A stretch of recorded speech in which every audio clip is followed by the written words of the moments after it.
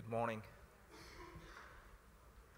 So my name is John Kariuki, and I'm a software application engineer with the data center group at Intel. We've had at least 3 talks that highlighted all the cool things that you can do with virtual BDevs. So in this session, what I'm going to be doing is I'm going to be building on top of that, right? So we're going to be looking at some of the resources that we have available for you guys to supercharge your application by building something really cool using Spdk virtual BDevs. So how excited are you guys? Pretty excited?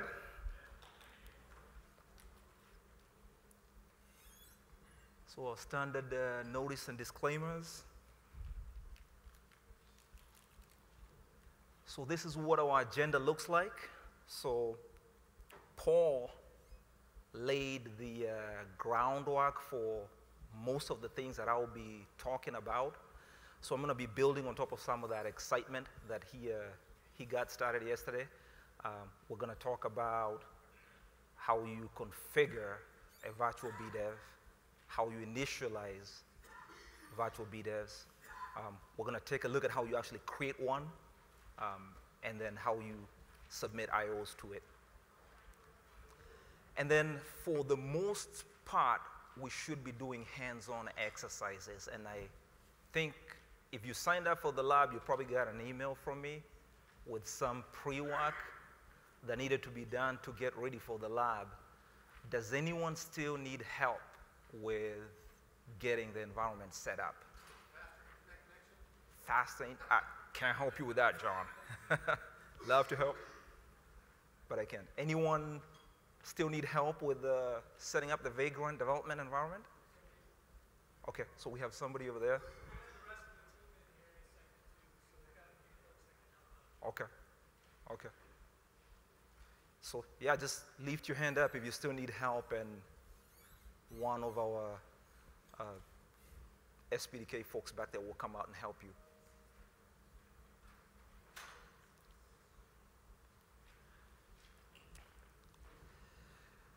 So you're thinking about possibly building a virtual BDev, and you're probably wondering, hey, how do I get started? Where do I go to figure out what I need to do?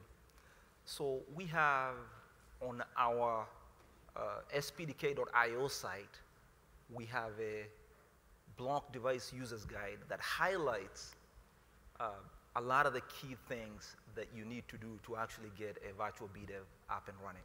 So that's one of the places that you want to start if you're thinking about writing a virtual BDev.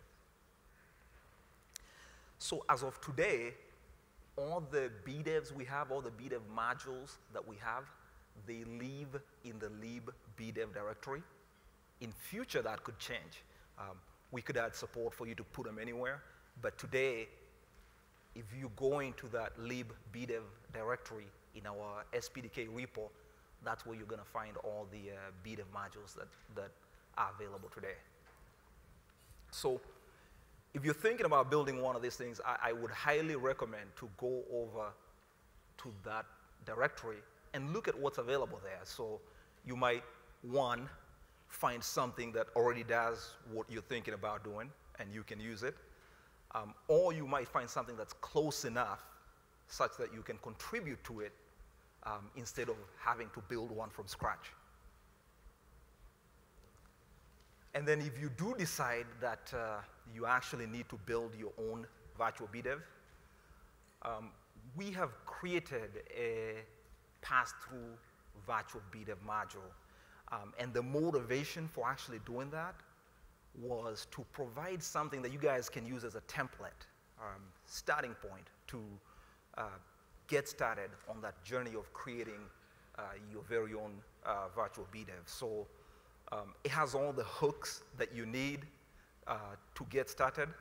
So one common strategy that you can use is you can go and copy that pass-through virtual BDev and rename the copy to the name of your module that you're planning to create. And then once you do that, you can add your code into that. So that's pretty handy module that we have.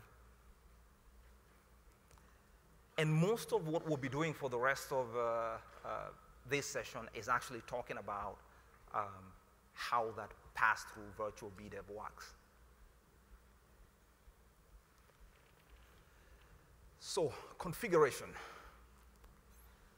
So when you're thinking about creating a BDEV module, one of the things that's going to be probably at the top of your list is what type of information do I need to set one of these up.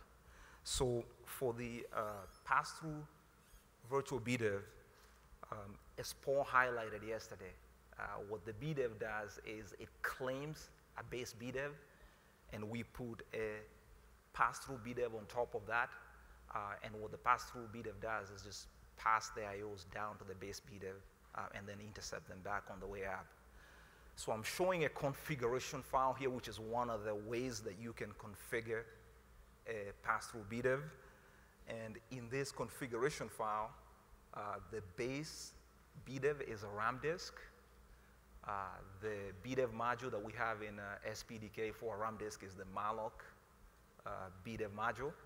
So we configure 2 malloc disks of size 16 megs as the base BDEVs that we're going to be using. That's what we're showing in this configuration. And then we configure the pass-through module. And then inside of the pass-through module, we've configured 2 pass-through BDEVs. PT0 is on top of malloc 0, and PT1 is on top of the second malloc BDEV, which is malloc 1. With the pass-through module, the way we have it today, it's a one-to-one relationship between the base BDEV and the pass-through BDEV. But that certainly does not have to be the case, right? You guys saw earlier when Dan was up here, he was talking about logical volumes, where on one base BDEV, he was showing the logical volume implementation where we carve that out into multiple logical volumes. So you can also do this using JSON RPC. So we do have support for JSON RPC to do configurations. And then with Spdk, for those of you that have written Spdk applications, when you provide a configuration file, when the Spdk app start function is launching your application, it actually reads that configuration file in.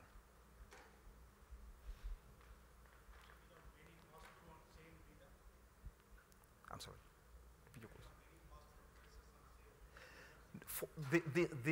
So the question is, if you can have many pass-through BDEVs on the same base BDEV. This module, as it exists today, does not support more than one virtual BDEV on top of the base BDEV. But if you're using this to support something like that, there are hooks later. When we get to the examine function, there are places where you could say, I don't want to claim the whole thing. I actually just want to claim a portion of the base BDEV. So we'll see some of that as we talk about the examine function. All right, so we're done with the configuration. The next thing that you're going to be tackling is initializing your module. So Paul got us started on this yesterday by highlighting this function table over here that has the module properties. And mainly what we have in this function table are the things that you need to build and tear down your module, right? So at the module level, Paul had a nice write-up on the difference between the module and the BDEV. So at this point, we are at the module level. How do you initialize your module? How do you tear that down, right? Those properties are in this function table. We have functions to get things like the running configuration for your module. We have the examine function. We're going to be talking a little bit more about that in a few slides. Hey, John. I just Yes. want to add a little more detail to the question that was asked earlier, because it depends on which direction you're talking about. But in terms of a virtual BDEV claiming a base BDEV, that base BDEV can only be claimed by one virtual BDEV. So it can get confusing depending on what direction you're looking at, right? So you can claim multiple base BDEVs as one virtual BDEV, but once that base BDEV is claimed, it's not a limitation in the pass-through example. It's just how the system works. Okay. Right? So Once it's claimed, it can't be claimed by anybody else. okay. So was your question if you can build multiple BDEVs on top of a base BDEV, or if you can claim the? Because I understood the question as if you can have multiple virtual BDEVs on top of a base BDEV.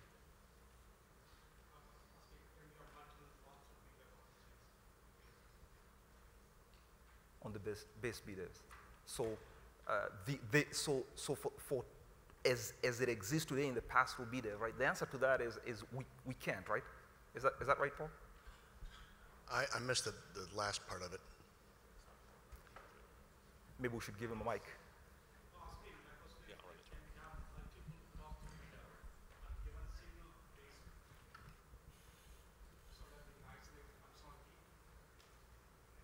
Here's the microphone. Here, go ahead and take the mic. Can you stack pass-through BDEVs? So let's say base BDEV Okay. 1, then we have on top of that pass-through BDEV. Okay. Let's say we'll call pass-through BDEV 0. Can I have another pass-through BDEV on top of that? Over here, Pass-through BDEV. that talks to the same base BDEV. same Yes. base BDEV. Yes. So this, I believe the answer, and Paul, you can correct me if I'm wrong. This module, are you going to talk about it? Go ahead. Yeah, so claiming is a module operation. A module claims the base BDEV, not the virtual BDEV. Ah, I see. So the mapping of virtual BDEVs to base BDEVs is internal to the module. You can make that any topology you want. But the pass-through module, the thing that creates pass-through BDEVs, is what's claiming that base BDEV, so that no other module type, like GPT or logical volumes, can claim it.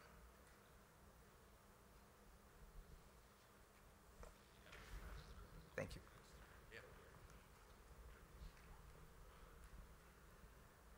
Thank you, Ben and Paul, for clarifying that.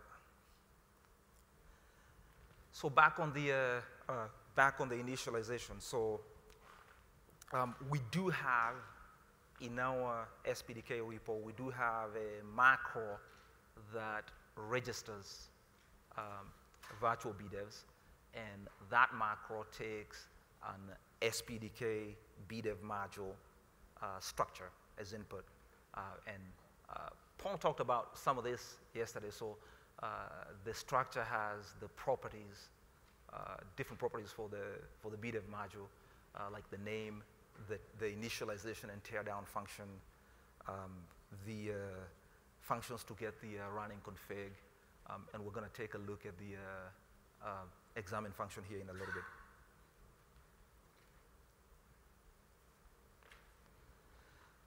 So this is what the vBDEV pass-through init function looks like. As you can see, the very first thing we do in the function is look for the pass-through BDEV module configuration. So when this function is called, it basically passes through the config file, and the first thing it does is look for the pass-through BDEV module configuration, and then if we find a pass-through BDEV module configuration, we loop through each of the BDEVs that are configured and fetch the base BDEV and the virtual BDEV associated with that base BDEV, and we put that in a global list that we're going to be using later.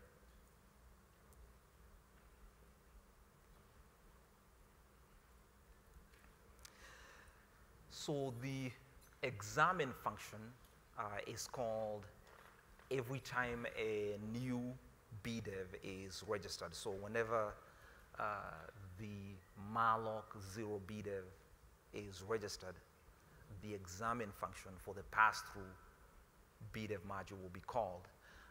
And what this does is it gives the pass-through virtual BDEV module an opportunity to claim that new BDEV that was just registered. So when the malloc 0 BDEV is registered, the examine function will be called. When the malloc 1 BDEV is registered, the examine function will be called. And we're going to take a look at the code here in a minute. But the key thing here that the examine function is doing is it's looking at that list that we just built during the initialization and looking for any virtual BDEVs that might be consuming that underlying base BDEV. And if it finds one, it goes ahead and creates them. And by creating them, what we mean at a 10,000 foot level is it's going to allocate Spdk BDEV structure and fill that up. It's going to claim, open and claim the base BDEV and then register the virtual BDEV. Hey, John? Yes.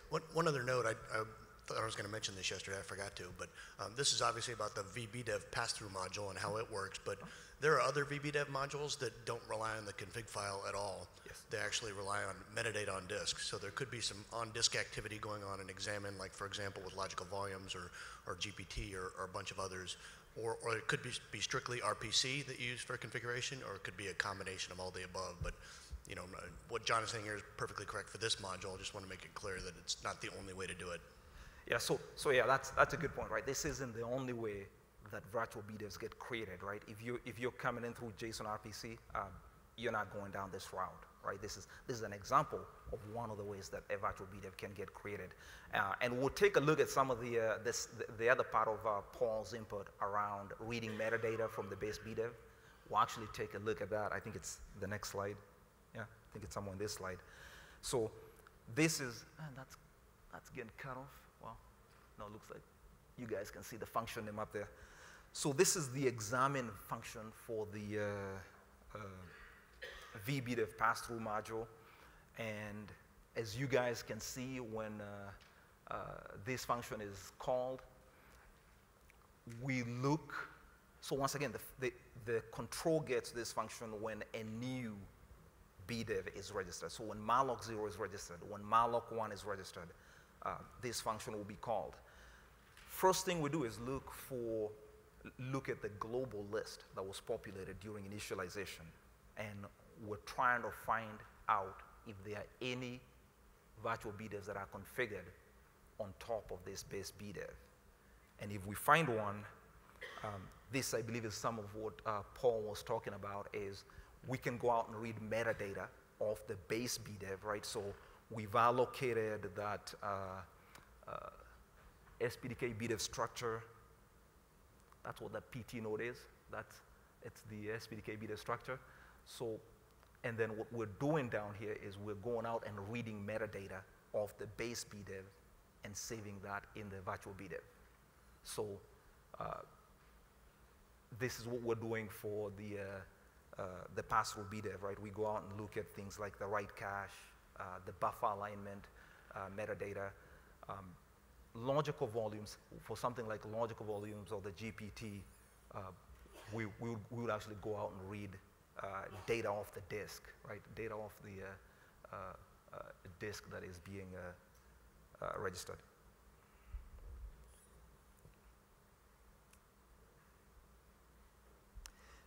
And then once we've read the metadata of the base BDEV, we also attach the function tables, right?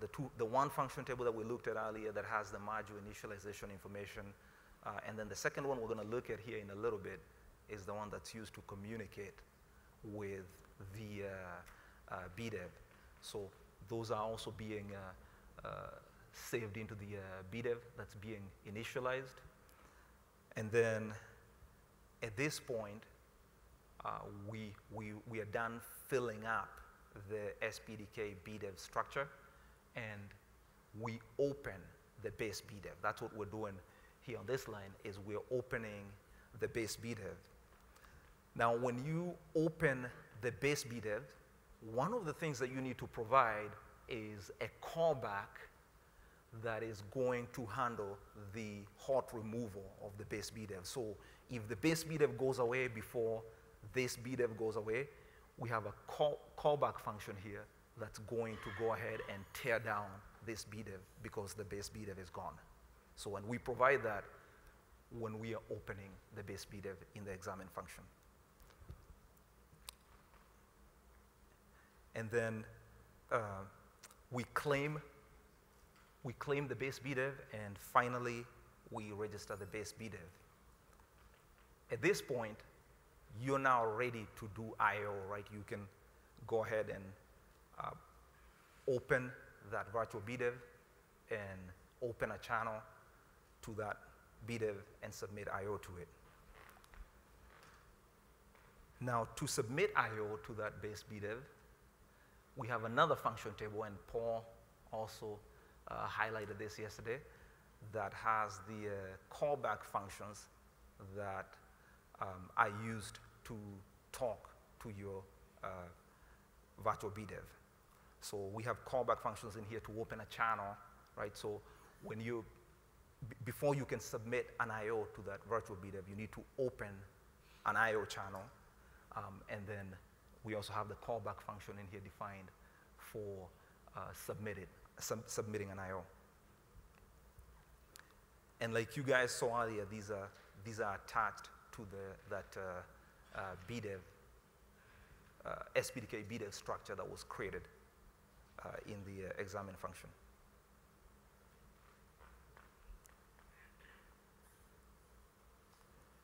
So this is the submit function, and we looked at it yesterday. So today, when you guys do the hands-on exercise, you're actually going to get a chance to go in here and intercept the I/O as it's going down to the base BDEV and encrypt the I/O, right? So we're now in the I/O submission path, and for your virtual BDEV, this is your opportunity for you to do something as you get the I/O on its way down to the base BDEV. This is where you can do something really interesting, like you can encrypt the I/O, you can compress the I/O, you can do some kind of storage service type functionality on the I/O before sending it to the BDEV.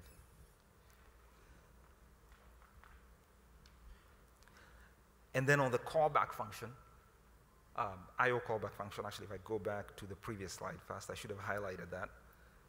When you submit the I/O, you provide a callback function. That's what that underscore PT complete I/O function is. And that BDEV I/O will also be passed to the callback function. So in the callback function, on the way back up, as the I/O is coming, as you're getting the completion from the base BDEV, this is another chance for you to intercept the I/O on its way up and do something with it. So for instance, if on the way down you encrypted the I/O, here is where, when you're reading the I/O, when you get that I/O read completion callback, here is where you would actually go ahead and decrypt the I/O before completing it to the to your application that called the BDEV. So we'll get a chance today also in the last exercise, we will get a chance to go in here and add some functionality to decrypt the I/O on its way up.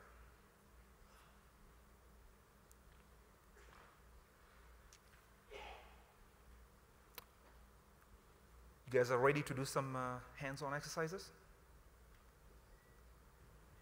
Guys excited? All right, cool. Let's go ahead and do some exercises. So we're going to start out by launching the Vagrant development environment. So the folks that needed help, hopefully you guys got help with, there was a couple of people, I think it was mainly in the back, that needed help with the Vagrant over there. So we've got some people over here on the left that need help with the Vagrant environment, guys, if you want to help them. So 1 there, 2, 3. We also have some people up here front. My vision's really bad. I'm not a huge screen, but I'll try. Do you have your Zoom enabled?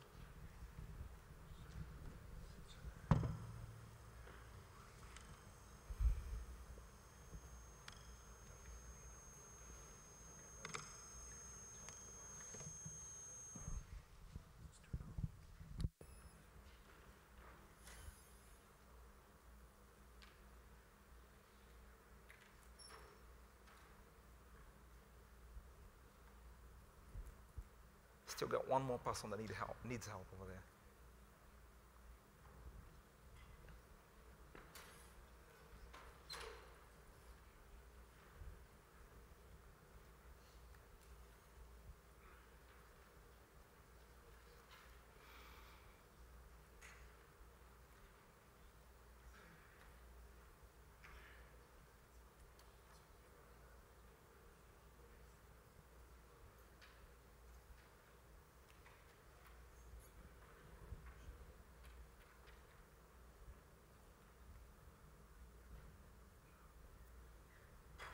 So once you guys have launched your Vagrant environment, you can go ahead and get started with the fast exercise. So in exercise 1, it's just we're just going to simply run an example hello BDev application that will write the string hello BDev to